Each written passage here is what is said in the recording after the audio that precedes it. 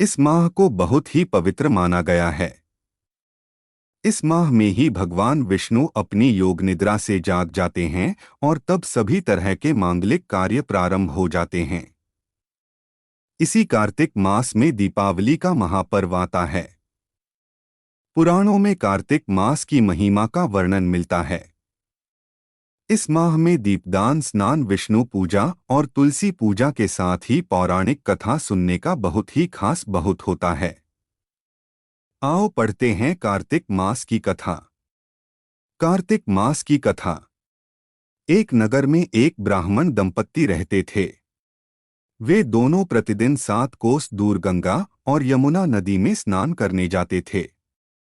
इतनी दूर आने जाने से ब्राह्मण की पत्नी थक जाती थी। एक दिन उसने अपने पति से कहा कि हमारा एक पुत्र होता तो कितना अच्छा रहता। पुत्र के बहू आती तो हमें घर वापस जाने पर खाना बना हुआ मिलता और बहू घर का काम भी कर देती। अपनी पत्नी की बात सुनकर ब्राह्मण ने कहा कि तूने बात तो सही कही है, चल मैं तेरे लिए बहू ला ही देता हूँ। ब्राह्मण ने कहा कि एक पोटली में आटा डालकर कुछ मोहरे रख दे। ब्राह्मण के कहे अनुसार उसने पोटली बांधकर दे दी। पोटली लेकर ब्राह्मण चला गया। ब्राह्मण सफर के दौरान यमुना के किनारे बहुत ही सुंदर लड़कियां दिखाई दी। वे रेत में घर बनाकर खेल रही थी। उनमें से एक लड़की ने कहा कि मैं अपना घर नहीं बिगाड़ूंगी, मुझे तो रहने के लिए ये घर चाहिए। लड़की की बात सुनकर ब्राह्मण मन ही मन सोचने लगा कि बहू बनाने के लिए यही लड़की उचित है। जब वह लड़की जाने लगी तो ब्राह्मण भी उसके पीछे पीछे उसके घर तक चला गया।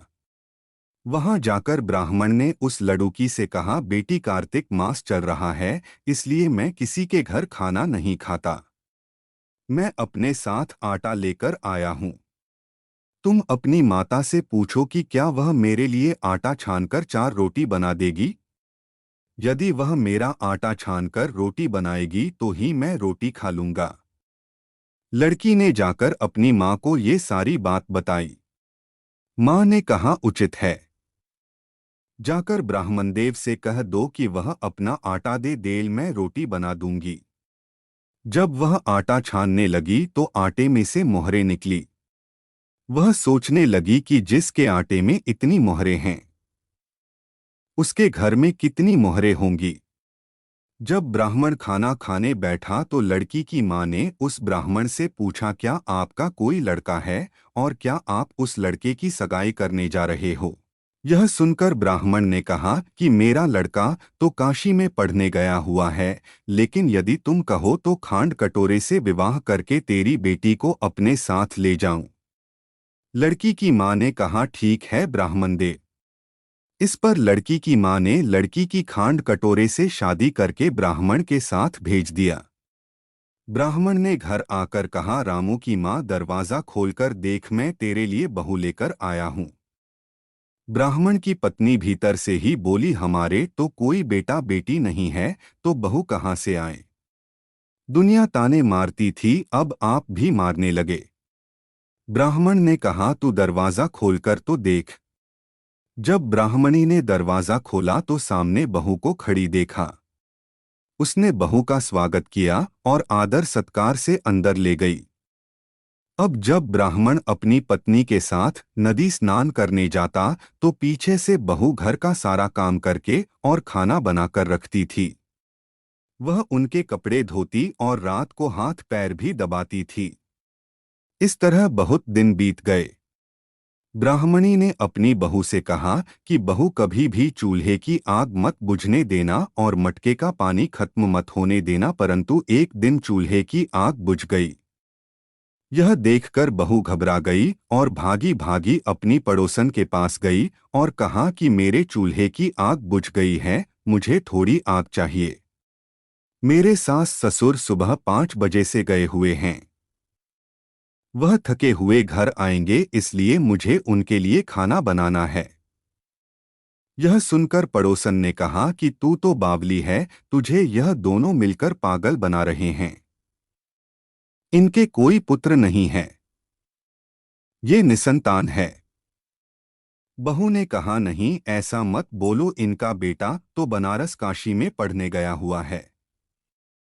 इस पर पड़ोसन ने कहा कि यह तुझे झूठ बोलकर लाए हैं।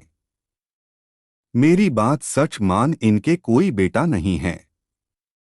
अब बहू पड़ोसन की बातों में आ गई और कहने लगी कि अब आप ही बताओ मैं क्या करूं। पड़ोसन ने कहा कि करना क्या है, जब तुम्हारे सास ससुर आए तो जली हुई रोटियां बनाकर देना और बिना नमक की दाल बनाकर देना। खीर की कड़छी दाल में और दाल की कड़छी खीर में डाल देना। पड़ोसान ने उसे अच्छे से सिखा पढ़ा दिया। फिर जब उसके साथ सास ससुर घर आए तो उसने न तो उनका आदर सत्कार किया, ना ही उनके कपड़े धोए। जब उसने सास ससुर को खाना दिया तो सास बोली, बहू आज यह रोटियां जली हुई क्यों है और दाल भी अलूनी है। तब बहू ने पलटकर कहा कि एक दिन ऐसा खाना खा लोगे तो कुछ बिगड़ नहीं जाएगा तुम्हारा। सास ससुर को खरी खोटी सुनाकर वह फिर से पड़ोसन के पास गई और बोला कि अब आगे क्या करना है। पड़ोसन ने कहा कि अब तुम सातों कोठों की चाबी मांग लेना। अगले दिन जब भी स्नान करने के लिए जाने लगे तो बहू अड़ गई कि मुझे तो सातों कोठों की चाबी चाहिए। तब ससुर ने कहा कि इसे चाबी दे दो। तब सास ने बहू को चाबी दे दी। सास ससुर के जाने के बाद जब बहू ने दरवाजे खोले तो देखा कि किसी में अन्न भरा है, किसी में धन भरा है और किसी कोठे में बर्तन पड़े हैं।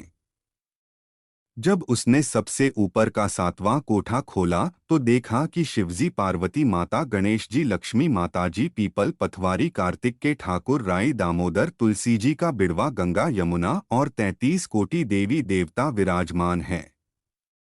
वहीं पर एक लड़का चंदन की चौकी पर बैठा माला जप रहा है। यह सब देखकर उसने लड़के से पूछा कि तुम कौन हो। तब लड़का बोला कि मैं तेरा पति हूं, अभी दरवाजा बंद कर दे। जब मेरे माता पिता आएंगे तब दरवाजा खोलना। यह सब देखकर बहू बहुत खुश हुई और 16 श्रृंगार कर सुंदर वस्त्र पहनकर अपने सास ससुर का इंतजार करने लगी। उसने अपने सास ससुर के लिए अच्छे अच्छे पकवान बनाए। जब उसके सास ससुर घर पर आए तो उसने उनका आदर सत्कार किया और प्रेम पूर्वक खाना खिलाया और हाथ पैर दबाने लगी। पैर दबाते दबाते बहू ने कहा कि माँ, आप इतनी दूर गंगा यमुना स्नान करने के लिए जाती हो तो आप थक जाती हो, इसलिए आप घर पर ही स्नान क्यों नहीं करती हो। यह सुनकर सास कहने लगी कि बेटी, गंगा यमुना घर पर तो नहीं बहती है। तब उसने कहा, हाँ माँ जी बहती है, चलो मैं आपको दिखाती हूँ। जब बहू ने सातवां कोठा खोलकर दिखाया तो उसमें शिवजी, पार्वती जी, गणेश जी, लक्ष्मी जी, पीपल, पथवारी, कार्तिक के ठाकुर, राई, दामोदर, तुलसी जी का बिड़वा, गंगा यमुना बह रही है और 33 कोटि देवी देवता विराजमान है। वही चौकी पर बैठा एक लड़का माला जप रहा है। माँ ने उसे देखकर कहा कि बेटा तू कौन है। लड़का बोला, माँ मैं तेरा बेटा हूँ। तब ब्राह्मणी ने पूछा कि तू कहाँ से आया है। लड़के ने जवाब दिया कि मुझे कार्तिक देने भेजा है। माँ ने कहा, बेटा यह संसार कैसे मानेगा कि तू मेरा बेटा है। माँ ने कुछ विद्वान पंडितों से मदद मांगी। पंडितों ने कहा, इस पार बहू बेटा खड़े हो जाएं और उस पार माँ खड़ी हो जाए। माँ ने चमड़े की अंगिया पहनी हो और छाती में से दूध की धार निकलकर बेटे की दाढ़ी मूछ भीगे और पवन पानी से गठजोड़ा बंधे, तब मानेंगे कि यह इस माँ का ही बेटा है। उसने ऐसा ही किया। चमड़े की अंगिया फट गई और छाती में से दूध की धार निकलकर बेटे की दाढ़ी मूछ भीग गई। पवन पानी से बहू बेटे का गठजोड़ बंध गया। यह सब देखकर ब्राह्मण और उसकी पत्नी की खुशी का ठिकाना ना रहा। तो यह थी कार्तिक मास की कथा। हे कार्तिक के ठाकुर, जैसे ब्राह्मण और ब्राह्मणी को बहू बेटा दिया वैसे सबको देना। कार्तिक मास की कथा कहने, सुनने और हुंकारा भरने वाले सब पर कृपा करना।